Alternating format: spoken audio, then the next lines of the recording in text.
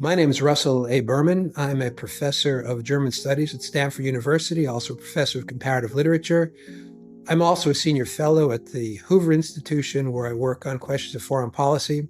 This is a course about Thomas Mann's 1924 novel, The Magic Mountain, a novel of development, a novel of education, a wonderful text for students to read as they are college students. Thomas Mann would win the Nobel Prize in 1929. And after Hitler came to power in 1933, Thomas Mann became the leader of the anti-Nazi German exile in the United States.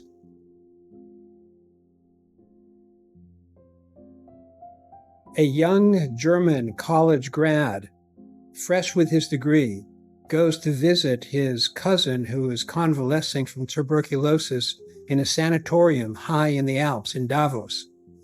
He intends to stay for 3 weeks. He ends up staying for 7 years. So yes, I have taught this course in different formats before, but I think reading this book a lot about time and its flexibility.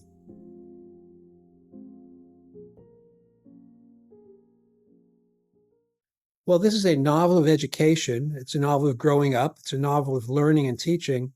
But it's also very much a novel of ideas.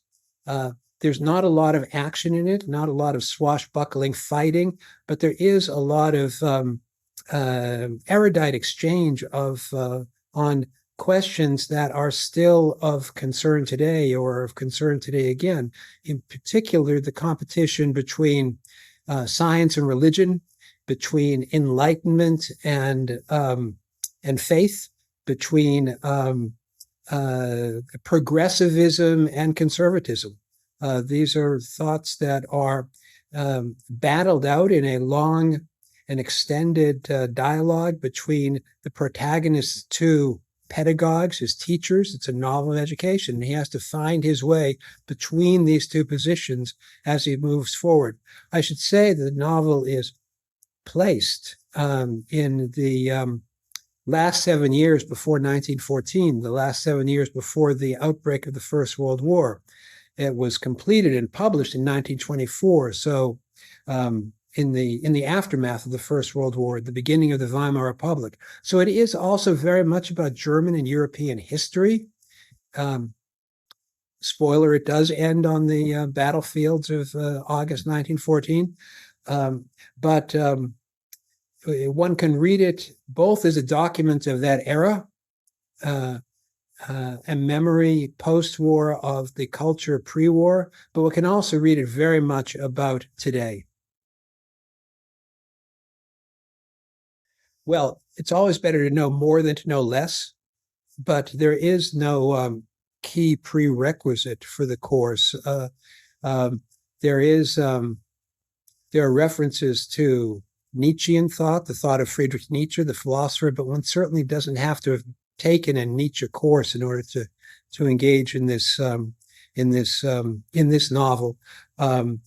It would be useful if students had read other novels before, especially other novels of development, novels in which the protagonist comes of age, a novel in which a protagonist grows up. It could be David Copperfield, it could be Wilhelm Meister, it could be Sentimental Education, or many other novels. Many novels are about a protagonist growing up. So really just thinking about novels in that way. How does the hero or the heroine grow and learn? That's the real question. How does learning take place? That's another question of the Magic Mountain. Well, he's an engineer. He's a shipbuilder. And he hasn't had a lot of engagement with what we'd call liberal education.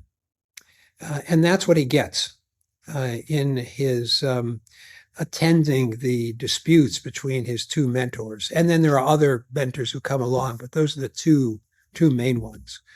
And he gains depth. He gains a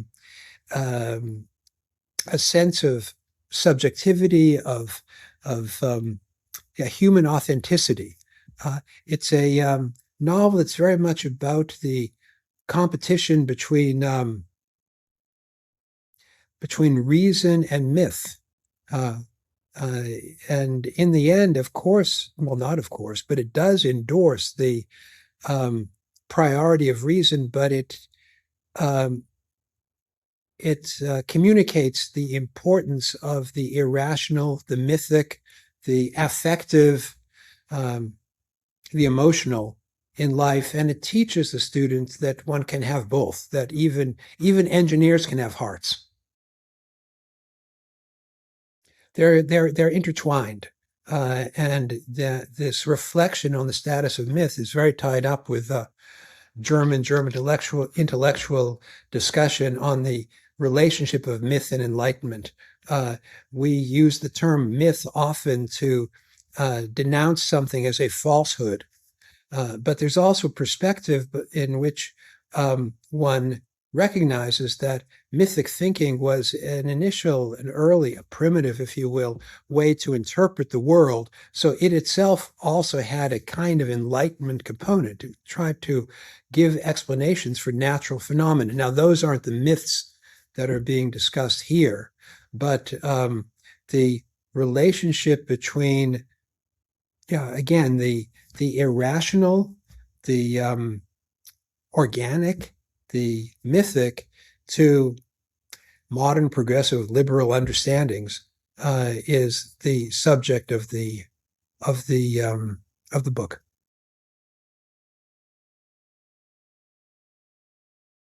Well, in that sense, he spent 7 years in a world of ideas, and now he comes back into the challenges down below. In fact, there's a lot of talking about down below. There's the down below of the flatland where normal people live, and then there's also the netherworld, the underworld that is invoked sufficiently. I should point out that in addition to the question of enlightenment and religion, and in addition to the question of the relativity of time, I mean, this is written in the age of Einstein and the theory of relativity. Um, the novel engages with other features of modernist culture, including psychoanalysis extensively, psychoanalysis which itself has its own deep and complex relationship to myth. Um, it engages with medicine, the tubercular context is not just backdrop, but there's discussion about the relationship of the mind to the body and the status of disease. And there's engagement a lot with the phenomenon of the X-ray as part of the technological innovations of the era. Another technological innovation that appears and is discussed is the cinema. A through theme of the book, furthermore, is music, the experience of music, the status of music in society for the liberal progressive, as he says famously, music is politically suspect because it appeals to the emotion rather than to reason. The protagonist thinks about this a lot and finds other reasons to experience music. Oh, they represent the two alternative poles that I've been describing, reason and religion, progress and reaction. And they uh, engage in extensive debates with each other. And the protagonist is the sometimes overwhelmed witness to these debates, but he learns through them. Um, the I mean, this is Mann's genius in creating um, sometimes parodic but very communicative characters. The proponent of the of progress, enlightenment, and reason is an Italian humanist, Mr. Settembrini, uh, uh, but also an Italian nationalist, and he has to work through that contradiction between his commitment to Italian nationhood, which was an issue then, and his commitment to universal humanity. That's an issue today for students. Are you a citizen of your nation or are you a global citizen? And what on earth does that latter term mean? On the other hand, the other pedagogue, Mr.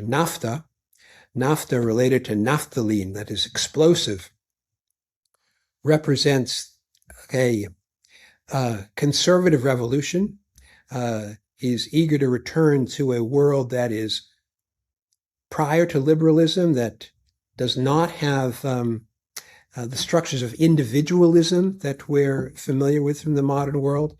And while he's presented as a learned Jesuit, eager to return to the communal world of the Middle Ages, he's modeled on a contemporary communist thinker who is also wants to move out of the world of individualism to the world of communalism. So there's a suggestion of an arc between pre-modern communalism and 20th century communism. And that's the opponent to the liberal progressive. There's, of course, the material of many of the discussions which raise intellectual political questions, the relationship to Russia, the relationship to the Islamic world, but maybe of particular interest in contemporary culture is the question of sexuality. The protagonist finds himself very much attracted to a woman who is in many ways his opposite. He's very well put together and she is slovenly. He is very discreet and she lets the door slam. But in the course of this novel that involves so much psychoanalytic thinking, he discovers that his attraction to her is somehow based on her resemblance to a childhood boyfriend. A boyfriend who is just a boyfriend, nothing, no erotic relationship, but the eroticism carries over from childhood into the modern world, and into his mature life. Why are we attracted to anybody? Huh? What is it about someone's face that appeals to us? That we're not dealing with much that's rational at that point. You can't say that you like that type for good or bad reasons. It just is. Well, you certainly feel it while you read the book because one long chapter may cover a very small amount of time, and then a small chapter moves you forward really quickly. And it provokes you to think about how you experience time, and you understand the difference between objective time and subjective time. Well, I think you walk away from the book asking, well, who's fully healthy? He goes there to visit his tubercular cousin, and then he is diagnosed as well. And there are extensive descriptions of the treatments he receives, but also wonderful essayistic reflections simply on the body and the relationship between the body and the mind. It's about psychosomatic phenomena and the relationship of biology to psychology. We have the many references to thinkers in the dialogue between Settembrini and Naphtha, but the biology descriptions are really Mann's marvelous account of the structure of the bodies, the composition of cells. What is life? What is it that makes your limbs alive? Is the blood alive? Is the cell alive? And what is the impact of that on your mind? And then, of course, the classic question from Romanticism, post-Romanticism: what is a relationship of disease to creativity? There are many. I guess there's a scene a little more than halfway through the novel, the famous snow chapter, where the protagonist is out skiing. So it's a skiing novel. Um, and all of a sudden he's caught in a blizzard. He's blinded by the snow around him. He gets to a site of safety near a abandoned hut, and all of a sudden he falls into a delirium, and he imagines a Mediterranean scene and a mythic sacrifice. Uh, and this really sets the frame of the tension between reason and myth. In this reverie, he sees a beautiful Mediterranean scene, beautiful young people, wonderful buildings, etc. And then he sees that they're all heading somewhere where he sees something horrible. And the implied question is, what sort of suffering, horror, crime may lurk at the center of accomplishment and achievement? I think I have my own individual take, that he's exploring, to use the phrase, the dialectic of enlightenment. He's trying to find a non-superficial understanding of reason, and he's also very much exploring the political question of the status of Germany, maybe of Europe, really between East and West. That's a big theme that I haven't even mentioned yet, but I did suggest that there are some political issues here. The tension between rational humanism and reactionary faith is staged. The novel is a tension between the West and the East.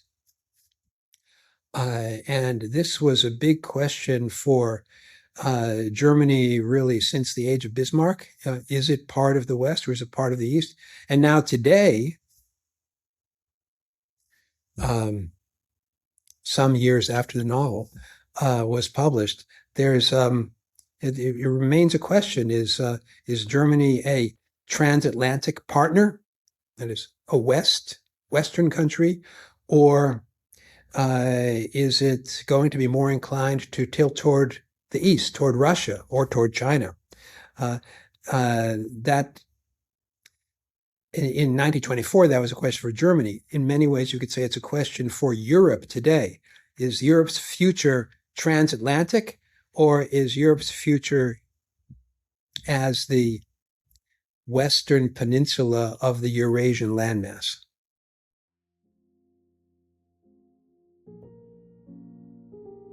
Sure. I mean, to talk about the author is important. And as I said before, it's never bad to know more. But one of the things we'll talk about for sure is, well, what do you do with a book like this? You can ask about the author and his biography. You can ask what did the author mean? You could also ask, well, what did it mean to readers then, which is not the same thing. And you can ask, how has it been interpreted differently over the decades? Call that the reception history. And then finally, what's it mean to readers today, including the most important readers today, that is the students in the class? I mean, they have to, when they read the page, they have to decide, well, why should I pay attention to this? What does it mean to me? What does it tell me about my life?